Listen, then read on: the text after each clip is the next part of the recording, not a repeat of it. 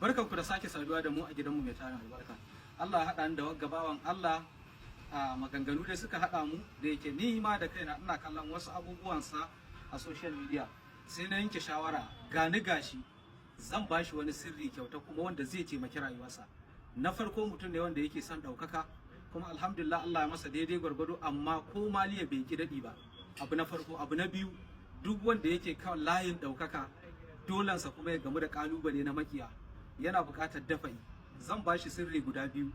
Na farko zan bashi a kyamara, na biyu zan bashi ba kyamara, wanda wallahi azim zai amfani rayuwarsa da duk wani wanda yake bibiyar layin Allah ya ɗaukaka shi. Zan bashi sirrin nan kuma ya ji shi ma ya yi amfani da shi ko da ya samu irin ɗaukakar da su waɗannan ɗin suka samu.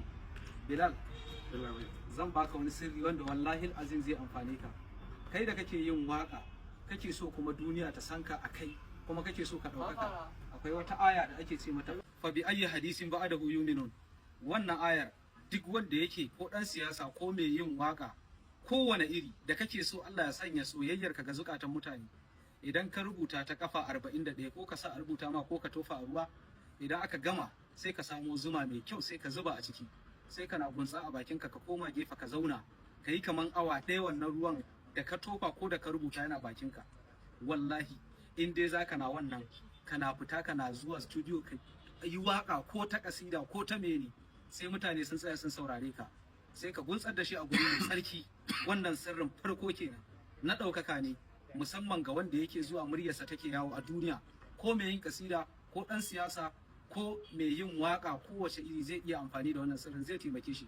Abu na biyu, dafa'i. Akwai abubuwa da yawa da naga sun faru da kai kwanaki, zaka tara show matsala ta faruwa da yawa, babu wani mahaluki.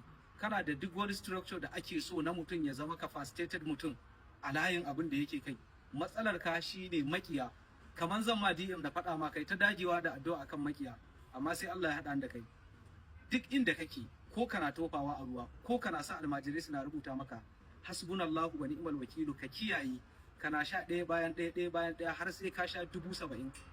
Malam Bilal, duk abin da zaka tara idan wani zai baka gudunmawa dan wani abin ya rushe, wallahi kafin wannan ranar sai kaga Allah ya jikkata shi, bai isa yi wani maka katabus ba. Ko kuma in rubutu zai baka wahala ko tofawa, kana yawan murdin hasbunallahu safa da yamma 450. Allah zai ma dafa. Na baka saboda manzon Allah, na ba kuma duk wani mai kallo saboda manzon Allah. Ai sharing, I'm coming.